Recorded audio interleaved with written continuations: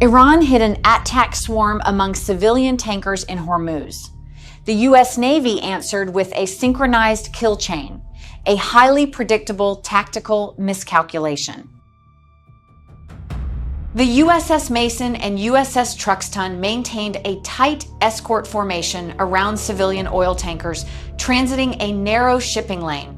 At 3:15 a.m., the SPY-1 radar detected erratic surface signals emerging from local fishing traffic. These contacts rapidly converged into coordinated attack vectors. Small, fast boats closed the distance, exploiting the dense electronic traffic to mask their approach. The USS Mason transitioned to combat status, but the tactical picture became increasingly volatile.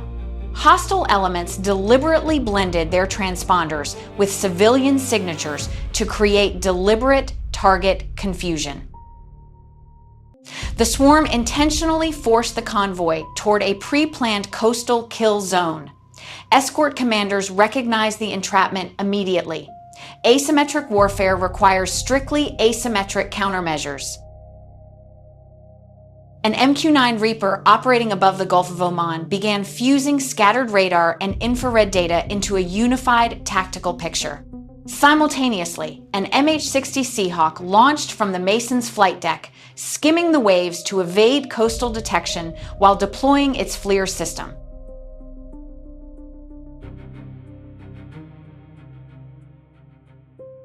A fast attack craft broke civilian cover and accelerated toward the outer flank. The Seahawk locked on instantly, deploying a Hellfire missile that obliterated the vessel. However, the remaining swarm rapidly dispersed, utilizing the merchant ships to intentionally break continuous target acquisition. Iranian coastal batteries activated powerful electronic warfare systems, flooding the tactical displays with phantom contacts. The sudden influx of anomalous data destabilized the Link 16 network across the U.S. combat group, creating severe latency in target verification and disrupting surface-to-air asset coordination. Shore-based surface-to-air missiles forced the Seahawk to temporarily withdraw. The outer defensive perimeter fractured in seconds, precisely the scenario Tehran was banking on. Exploiting the gap left by the retreating helicopter, a specialized detachment of reinforced suicide boats broke away from the main fleet. Traveling at 50 knots, these explosive-laden vessels aimed directly for the vulnerable center of the oil tanker formation, testing the convoy's structural limits. As the suicide boats closed the distance, the phalanx CIWS operators on the USS Mason faced a critical automated limitation. Because the civilian tankers were positioned tightly against the destroyer's hull, the weapon's firing logic locked out to prevent catastrophic friendly fire incidents. From the darkness behind the convoy, two AH-64E Apache Guardian helicopters emerged from a coastal forward operating base. Flying mere meters above the surface, these assets integrated seamlessly into the chaotic battle space, introducing a highly mobile, close air support capability directly over the merchant vessels.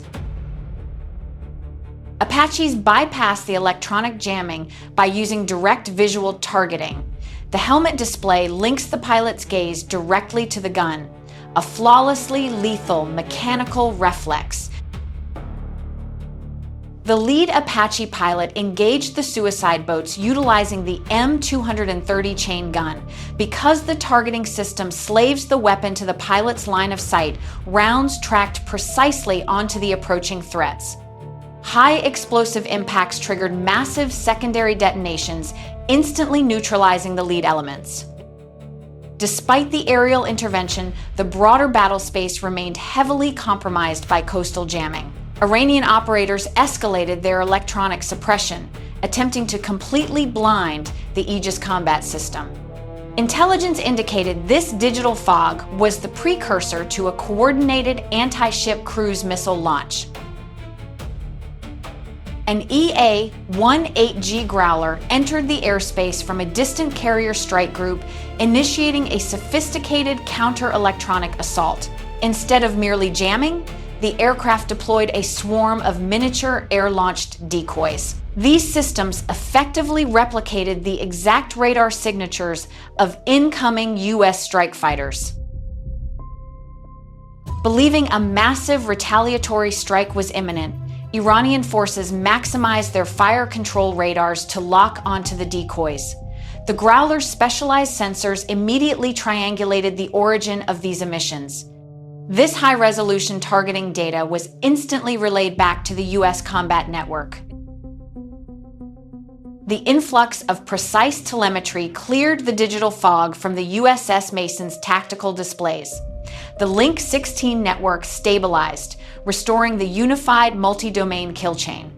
Coastal missile threats were systematically suppressed by electronic attack before launch, leaving the remaining fast boats entirely isolated. With coastal fire control exposed, the swarm lost its electronic shield.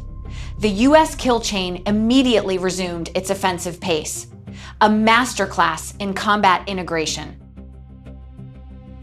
The MQ-9 Reaper provided updated, precise waypoints to the Apache helicopters, guiding them toward the scattered remnants of the assault force. Simultaneously, the MH-60 Seahawk re-entered the outer perimeter, utilizing multi-mode radar to prioritize fleeing targets. The defensive operation transitioned into a methodical pursuit. A final suicide vessel attempted a desperate run toward the stern of the lead civilian tanker. Before it could breach the minimum safety distance, an Apache's chain gun shredded its hull. A trailing Hellfire missile from the Seahawk ensured complete destruction of the surface threat. High above the tactical engagement, the MQ-9 Reaper shifted from an intelligence-gathering role to direct offensive action. Targeting the Iranian command and control bunker exposed by the Growler's electronic warfare operations, the drone launched a precision Hellfire strike. The impact decisively severed the swarm's nerve center. Bereft of central leadership and facing an integrated multi-domain defense, the surviving fast boats broke formation and retreated in complete disarray. In under 15 minutes, a coordinated asymmetric assault designed to overwhelm a carrier escort was systematically dismantled and cleared from the Strait of Hormuz. Iran bet entirely on the volume of a cheap Mosquito Fleet. The U.S. answered with a specialized counter-swarm network. The calculus simply didn't favor Tehran. The engagement in the Strait of Hormuz demonstrated that advanced integration defeats sheer volume. When platforms like the Apache, Growler, and Aegis destroyers share a unified tactical picture, the battlefield becomes transparent. Asymmetric tactics reliant on localized chaos ultimately fail against synchronized, multi-domain precision capabilities.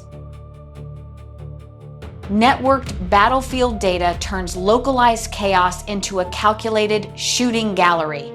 The swarm strategy wasn't a tactical revolution, it was merely live-fire target practice.